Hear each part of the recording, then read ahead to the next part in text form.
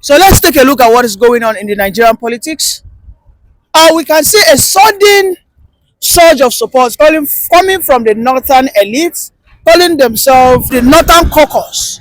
And yesterday we saw how over nothing less than 1,000 northern leaders were throwing their support behind a person like Peter Obi, an Igbo man. We all know that historically that the North has always, since 1999, never ever trusted the Igbo man. And this distrust has always been built on the premise that the Igbo man will scuttle the unity of Nigeria. There's always been that notion. In fact, as of 2023, one of the propaganda that was run against Peter Obi not winning the election in the North was that Peter Obi is an Igbo man, and indeed, he will do everything possible to return Nigeria back to the pre-independence era. We heard about this news. They were sharing it at their mosques. They took it to their Makaranta schools, all those Arabic schools and all that. Their Islamia schools. But all of a sudden, we are seeing that this same North that has never, ever trusted an Igbo man for a day are suddenly shifting grounds, building bridges, shaking hands. I mean, it was all fun, as you can see on my screen over there, shaking hands with the Igbo men that wear their red caps. I mean, these are chiefs, and I mean, it is an interesting sight. But I, as a Nigerian, I would not want to trust a Fulani man, because I know that when a Fulani man comes peacefully to your premise, when they come like visitors and guests, if you lay down your guards, oh yes, before you know it, they have taken your premise. Well, if you ask the Middle Belters this same thing, they will tell you that this was how they did. They allowed the Northern Fulanis to come in. And today we are seeing the Northern Fulanis trying to control the political structure of the Middle Belt. For the Corners, the Kanos, the Hausas, they have been pushed aside. So can we, with a pure heart, with a mind of innocence, believe that these northern elders who are pushing for Obi to run so that he can push a Tinubu to the side, can we sincerely think that they are doing it for Obi's interest, for Igbo's interest, or for their own interest? That's the question. Yes, we know that Obi is an intelligent man. We see that Obi knows all the statistics. I mean, in that seminar yesterday, Obi was reading out statistics that the whole of Niger is bigger than, those rhetorics, those stories that he knows how to sell, which he used to bamboos. But these things are facts, by the way. But if an Obi get there, will he be able to achieve all these things?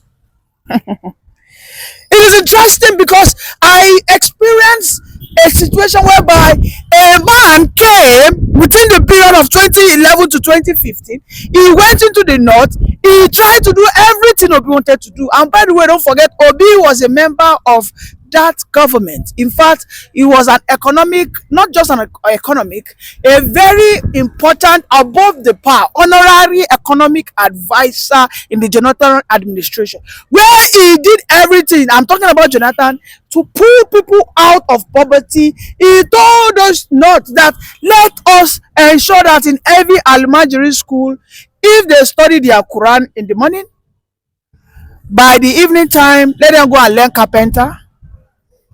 The ones that will learn welding, let them learn welding. Jonathan said that if Moses does not go to the mountain shall go and meet the Moses. Do not say that, oh God, we don't want, all we want is Arabic, and we don't even want Western education. My question is, will an Obi get in there and tell me he wants to do better than Jonathan? Let me tell you, there's no government in this, since we've had our Fourth Republic, that has invested in the North like Jonathan did. But we know what they did to Jonathan. We saw how they embarrassed, humiliated, disgraced, called his wife a sheepopotamus. A sheepopotamus. They told us that Jonathan does not have a, he doesn't have a aquamu. I mean, what do they call it in Igbo? That he doesn't have a third leg. That it is his wife that is controlling it. That's what they said. That every morning that when Jonathan wakes up, what he takes is burukutu. Jonathan went to fight for insecurity. The northern elders are crying now that Tinubu, the insecurity is too much. That the reason that they want to vote Tinubu out, aside from the fact that there's poverty, that the insecurity has increased. Please, if you are listening to me, when Jonathan was there, you remember that Jonathan went to South Africa, he brought in people. Jonathan went to USA to meet Barack Obama. That Barack Obama, I need Tucano jets, I need helicopters, so that I can carpet bomb the whole of Sambisa forest. You know what they told him? They don't say that if you kill one bandit, it is an attack against all of us in the north. I look at Obi and I laugh. Well, I know that the support cannot be trusted. But is it worth a try? I think yes, this can be the only chance for the Igbos to become a president. Perhaps when Obi get there, he will have, maybe he will have the mental, maybe he will have the charisma, maybe we have the courage and confidence to do more than Jonathan, perhaps, and just perhaps, maybe, because you will recall that Jonathan had one of the best cabinets. He has the likes of Okonjo-Iweala, he has the likes of Akinwumi Adesina, who is the current president of African Development Bank. He had intellectuals, he had people who are highly cerebral in his cabinet. He had one of the key people that wanted to take Nigeria into the $1 trillion at 2014-2015, but did not say that they didn't give a damn. As at then, Jonathan was, we were buying rice at the price of 6,500, a 50 kg bag of rice. One bag of cement under Jonathan was 1,500. Today, a bag of cement is 10,600. But then they said, Jonathan, they didn't mind that the economy, there was a business with the economy, and I don't give a damn. That it is the tone of the north that Jonathan must get out. And they don't care. Jonathan told them, look at the solution to this unending banditry going on in the north. They said, is it your child that they are killing? Leave us alone. We will handle it ourselves. Those people are our sons. We'll talk to them. In fact, the Sultan, we saw when the Sultan said that, don't attack the Fulani bandits, that they are our sons. Sheikh Gumi was attacking Jonathan.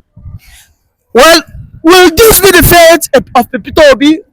How would I know? I wouldn't. But they say that if you do not know your history, you will not be able to predict or work towards a favorable future. And on another note, I am saying, I am thinking, I am suspecting, we all know what Tinubu has been doing against the Fulani oligarchs, how he has been dealing with them. You will recall that some of the Arewa, they call themselves the Arewa caucus. Immediately Tinubu became the president.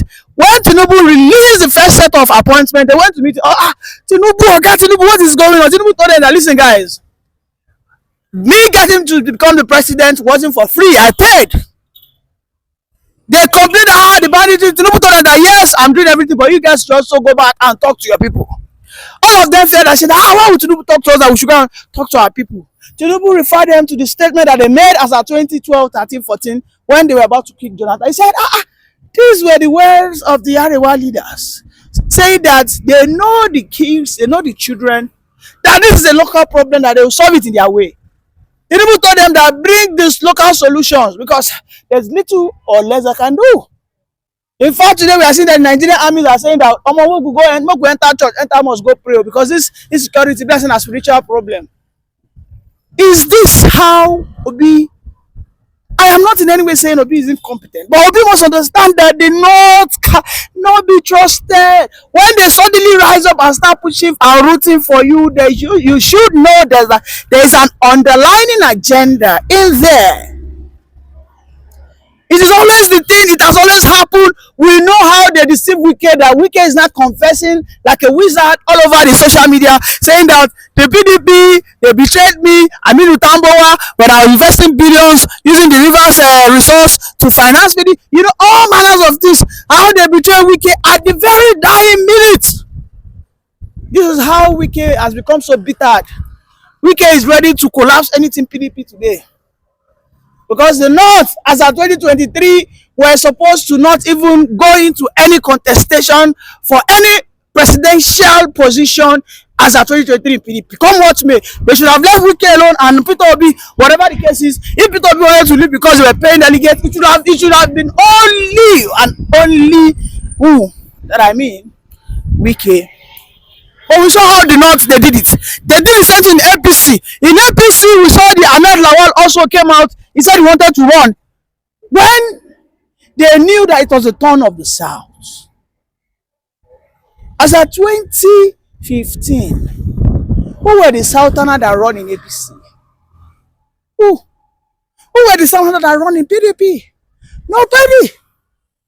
As at 2015, Atiku was where? Atiku was in PDP. Then nobody. Jonathan used his his power of occupancy. He didn't give out. But APC did what? They did what we call, let us yield the ticket to the North, because we know it is the turn of the North. Come 2019, the same thing. APC said, let us yield to the North, and PDP the same thing. They gave it to the North. But in 2023, you saw how the Northerners immediately on both ground, they said they went to APC. They said they wanted to run.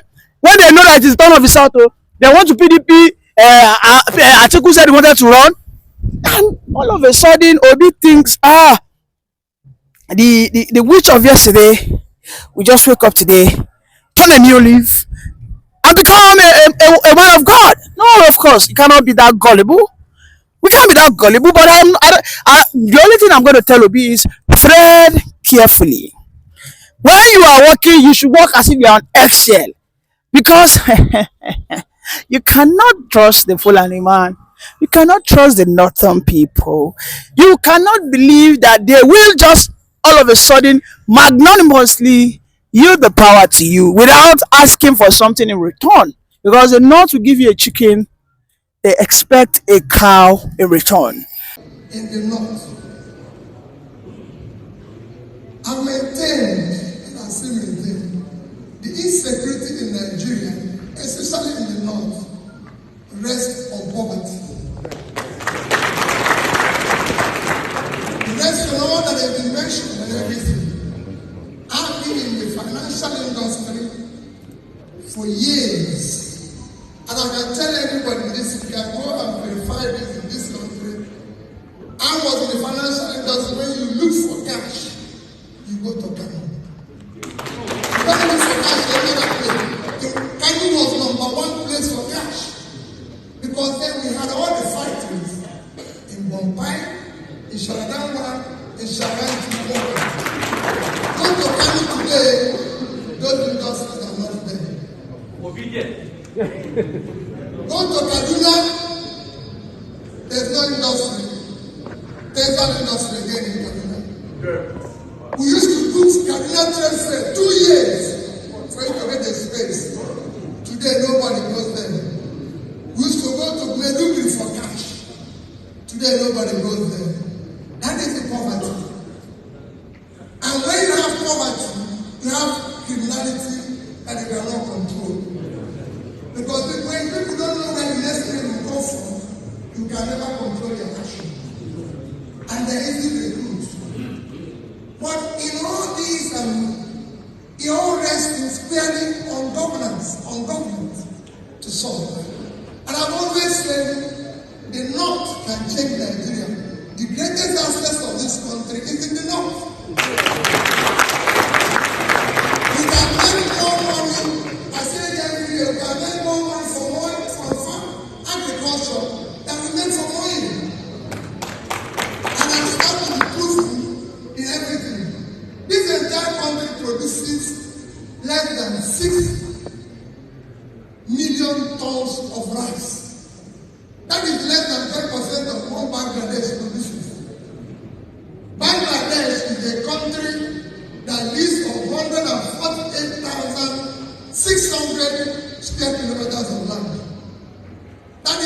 size of two northern states. Niger at 76.3 and Borno at 70.8 is equal to Bangladesh. And Bangladesh has a population of 170 million. So if you divide their 146 by this thing, it's less than about 800 square meters, when these two states have over 13,000 square meters. It's a huge land. Niger State has most arable land in this country, cannot feed itself. It's 76.3 thousand square kilometers. They are not exporting anything. Netherlands with 33,000 square kilometers. So Niger State is 2.5 times size of Netherlands. Yet they exported 124 billion euros, about over $130 billion of agricultural exports. That is exactly 2.5 times what we get from oil. One state. The story is the same everywhere. So the solution is in the north. Look at a state like Taraba. Taraba can produce all the tea and coffee we need at the parks of Mambila. Taraba is 54.4 thousand square kilometers. Sierra Leone, that is making all their money from tea today, is 65,000 square kilometers. If you divide it by the population, Taraba is 3 times, if not more than that, of that size. And they make $1.5 to $2 billion from tea. And all these states are driving around the north and are still paying. This year I've been to Kafanchan, to Kaduna, to Katsina, to Jigawa, all these are run by road. And you see loads of uncultivated land. Go to Morocco and travel from Casablanca to the port of Tinjin on both sides. And you see the difference. We can change the north. Agricultural land in the north is dead. Why do we have to do huge budget where we are doing a road for 15 trillion? Why don't we use 1.3? If you put 1.5 trillion on insecurity in the north today, we'll start dealing with it. We can capitalize that bank with 1 trillion. And if we put another 1.3 trillion in poverty alleviation, one of the governors in the north told me he wanted to do small poverty alleviation, and he went to Bank of the North, Bank of Industry, and gave them 2 billion. And over 2 years, they cannot even put their own counterpart funding. We can solve it. The more you put people out of poverty, the more you solve insecurity. I've been to prisons, I've been to places to see what is happening. We need to change it. It is very easy. We need to invest in education. We can't talk about free universal education when people are not going to school and children are not in school. I have taken time to go to the north, sat down with our one children. They are the most brilliant people God created. Because I could see children in 9 years and 10 years memorizing Quran. If they can't go to school, we'll take school to them. Where they are learning Quran, they can learn English, they can learn mathematics, they can learn it. It's very easy. And we are doing it in Kaduna and it's working. I went to one in Kaduna, I even visited there with my brother that when they provided them, I'm paying their teachers now, provided them toilets, provided them everything. If you see the kids, they are changing. Let's invest in them.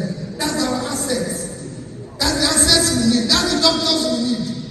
We have a great country that can be changed if our leaders can change the invest in humanity. It is very easy, it's not a difficult thing. And all I plead with all of us, like Guinness is for us to build trust. I know we have issues here and there and everything. This is time for us to build trust among ourselves. Believe that we are one and we can save this country. Countries are survived by population.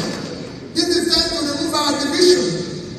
We have all tried, we voted religion.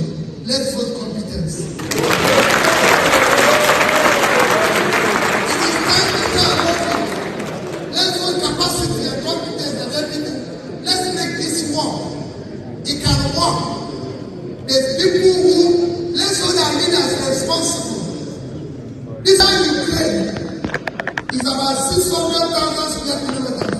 The entire north is about 20% more than Ukraine. And they are giving us Ukraine to support us for nothing. And people accepted Ukraine. When the entire north does not Ukraine, we cannot continue that. It is unfair to us. Like I said before, Bangladesh produces about 60 to 60 million tons of rice. Nigeria cannot produce 10% of that. The entire Nigeria is 6 times the size of Bangladesh. They are 148, we are 900 and something. You can go on and on. Small states like Vietnam that came out of war can feed itself and export food.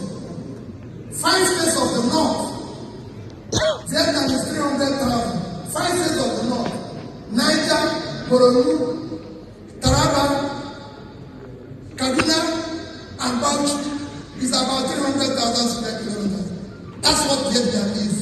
And today Vietnam does 10 times our export. My dear people, our problem can be solved from the north.